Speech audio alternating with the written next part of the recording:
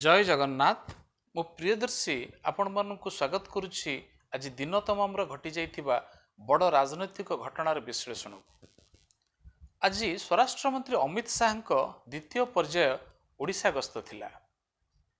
गंजाम सोरडारू से अग्निवर्षी भाषण देले बीजेडी सरकार को एवं नवीन पट्टनायक उद्देश्य रे सीधा सड़क आयुष्मान योजना कहीं लागू करा जाऊ नहीं, रत्नभंडार चाबी कुआडे गला आदि विभिन्न प्रसंग को पाथेय करी सीधा सड़क जो अग्निवर्षी भाषण बा जो ओडियात्व ओडिया अस्मिता विपदर पड़ी बोली जो अभिव्यक्ति रखिले ताहा आज दिनर सारा ओडिशार विजु जनता दल हो, भारतीय जनता पार्टी हो बा राजनीति रुचि रखुथिबा प्रत्येक व्यक्ति विशेष प्रत्येक ओडिया नागरिक पई आज सेटा चिंतार विषय, आलोचनार विषय।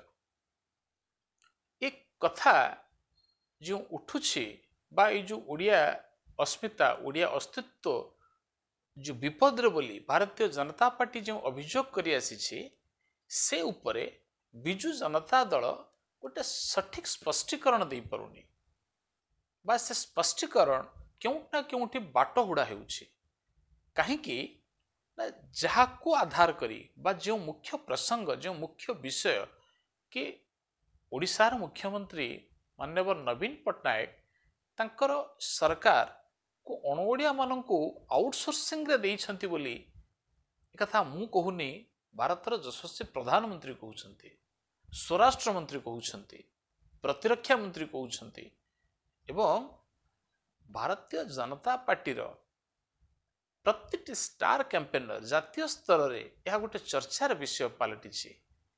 किंतु विजु जनता दल ए प्रसंग को जो भली ढंग रे काउंटर करबा कथा बा जो भली ढंग रे पक्ष रखिबा कथा से भली पक्ष रखिबारे असमर्थ हेउछि। आज अमित शाह कटक रे गोटे मेगा रोड शो कले।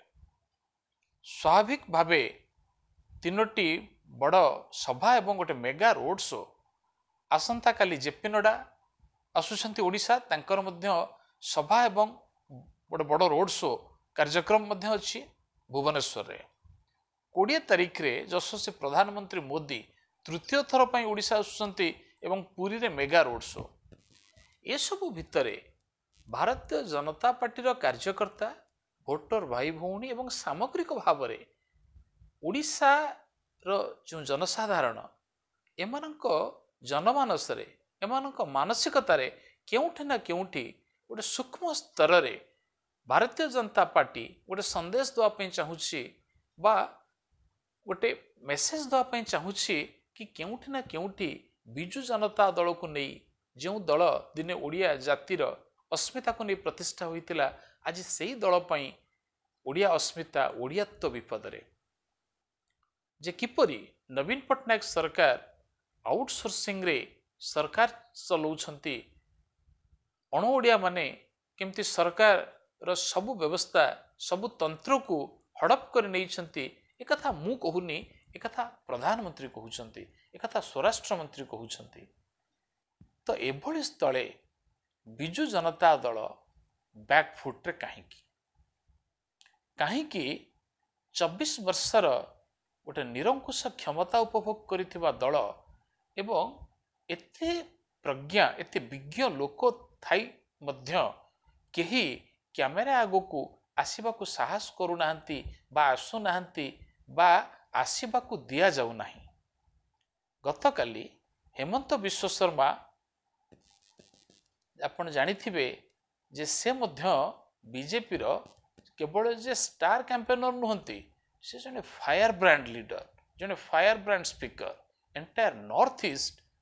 अपन जो देखिबे आसाम, मेघालय, मणिपुर, मिजोराम, नागालैंड, त्रिपुरा, सिक्किम से जो अंचल नॉर्थ ईस्ट से सबू को हेमंत विश्व शर्मा को माध्यम रे भारतीय जनता पार्टी सेठी स्ट्रेटेजिकली चालुछि एवं विभिन्न राज्य रे किपरि कांग्रेस एवं अन्य वाम सरकार को क्षमताच्युत करी भारतीय जनता पार्टी सेटारे सरकार गढ़िबारे समर्थ होउछि। तो ओडिशा संदर्भରେ हेमंत विश्व शर्मा मध्य अनुरूप ढंग से कहले कि ओडिया लोक माने कौन मुख्यमंत्री जो माइक धरिबार भी हैसियत नहीं। ये कथा आज आम ओडिया भावरे आम समस्त गोटे लज्जार विषय। से घटनार राजनैतिक दृष्टिभंगी कौन हो पारे? भारतीय जनता पार्टी ठीक हो पारे कि बिजु जनता दल तार रास्तार ठीक थाई पारे, ता भिन्न कथा। किंतु ओडिया माननकु नहीं, ओडिया मानकर स्वाभिमान को नहीं आज भारतीय जनमानस रे जो गोटे हालकापण सृष्टि होईछि कि आम भितर स्वाभिमान अभाव रोचे, आम भितर जो प्रतिक्रियाशीलतार अभाव रोचे, ये घटना अति ओडिया माननकु नहीं गोटे आमर केउना केउठी आमर चरित्र को, आमर व्यक्तित्व को सामान्यतम उणा करि देइछि। बिजु जनता दल ए प्रसंग रे जेतु सरकार रे अछि, यार समुचित जवाब दबार आवश्यकता अछि एवं सठिक ढंगर मध्य दबार अछि जे सरकारଙ୍କର लोकाभिमुखी योजना सह ओडिशा किपरि विभिन्न क्षेत्र रे अन्य राज्य मानकठू आज अग्रणी राज्य मानकठू भी आगुआ, ये कथा खाली कहले हबनी। आपन को जुक्तिर सहित केवल तथ्य देले हबनी। आपन को ये सब भितरे ओडिया अस्मिता, ओडियात्वर जो निदर्शन को आपन देखा पड़ो कि नहीं आम राज्य आगेवा सहित ओडियात्वर जय होउछि। ए कथा जेपर्यंत आमे उत्थापन करि पारि नाहंती बा बिजु जनता दल ये प्रसंग जेपर्यंत भारतीय जनता पार्टी ऊपर भारी है नहीं, से पर्यंत केउठना केउठी ओडिया अस्मिता, ओडियात्व को नहीं बिजु जनता दल सह सामग्रिक भाव रे ओडिया समाज र मध्य अवमूल्यन होछे। एथिपई बिजु जनता दल र प्रमुख भूमिका रही जे किपरि यार मुकाबिला करा जाई पारंता, राजनैतिक दृष्टिकोण सामाजिक दृष्टिकोण। बिजु जनता दल गोटे मुख्य प्रसंग को आसुछि। बिजु जनता दल ए क्षेत्र रे निर्वाचन चली, प्रथम पर्याय निर्वाचन 13 तारिख रे गला, द्वितीय 19, तृतीय 25 और चतुर्थ 1 जून। या भितर भारतीय जनता पार्टी पक्षर आक्रमण प्रत्याक्रमण अति तीव्र तीव्रतर हम। बिजु जनता दल मुकाबिला करने से मध्य होमवर्क करने दरकार। 40 जनिया गोटे स्टार प्रचारक कमिटी गठन करागला बिजु जनता दलर।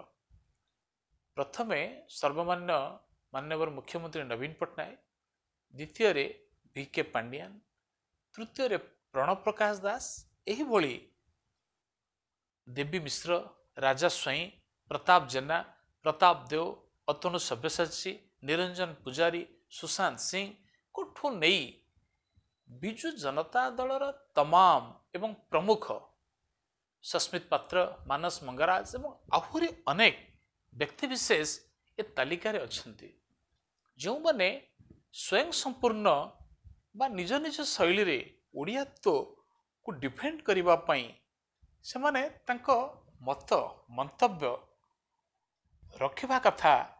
ताहा केवल प्रेसमिट जरिया शंख भवन नुह, सारा ओडिशार पुरपल्ली रे वर्तमान जो निर्वाचन रणांगन रे बिजु जनता दल तरफ केवल वीके पांडियान सबुठी देखा जाउछंती, जाहाकू नहीं भारतीय जनता पार्टी आक्रमण को अति तीव्र तीव्रतर करुछि एवं ताकू बल दउछि बिजु जनता दलर दुर्बल स्ट्राटेजी। ताकू काउंटरफिट करबा पई बिजु जनता दल जो स्टार कैंपेनर करिछि से माने गले कुआडे। आज बोधे वीके पांडियान एवं गोटे दुईटी मंच मुख्यमंत्री को देखा मिलूँ कहीं आउ कौटी प्रणव प्रकाश दास को नहीं, सुशांत सिंह, प्रताप देव को नहीं, अतनु सब्यसाची नायक, निरंजन पुजारी को नहीं, प्रसन्न आचार्य जाए, राजा स्वाई को नहीं, प्रताप जेना, कहीं जड़े कौन ओडिया स्वाभिमान विषय, ओडिया अस्मिता, ओडियात्व विषय कहवाई कहार कौन गट्स नहीं, कहीं कौन सामना को आसुना। बिजु जनता दल तरफ ଯେତେବେଳେ ଜଣେ ଅଣୁ ଓଡ଼ିଆ ତାକୁ ଡିଫେଣ୍ଡ କରୁଛନ୍ତି ତ ନିଶ୍ଚିତ ଭାବରେ ଏହା କେଉଁଠି ନା କେଉଁଠି ଭାରତୀୟ ଜନତା ପାର୍ଟିକୁ ଆହୁରି ସଶକ୍ତ କରୁଛି, ଆହୁରି କ୍ରିୟାଶୀଳ କରୁଛି, ଆହୁରି ବଳ ଦେଉଛି କି ବିଭିନ୍ନ ପ୍ରସଙ୍ଗରେ ରତ୍ନଭଣ୍ଡାର ଚାବି ହଜିବାଠୁ ନେଇ ଓଡ଼ିଆତ୍ୱ ବିପଦରେ ଶାଣିତ ଆକ୍ରମଣ କରିବା ପାଇଁ ଏବଂ ଏହାଦ୍ୱାରା କେଉଁଠି ନା କେଉଁଠି ବିଜୁ ଜନତା ଦଳ କୋଣଠେସା ହେଇ ଚାଲୁଛି ଏବଂ ଯେତେ ନିର୍ବାଚନ ପାଖେଇ ପାଖେଇ ଆସିବ ସେ ହୁଏତ ସେତେ ନିଜର ପରାଜୟକୁ ବା ଏଇ ଯେଉଁ ଓଡ଼ିଆ ଅସ୍ମିତା, ଓଡ଼ିଆ ଅସ୍ତିତ୍ୱ, ଓଡ଼ିଆତ୍ୱକୁ ନେଇ ପରାଜୟକୁ ସ୍ୱୀକାର କରିବ।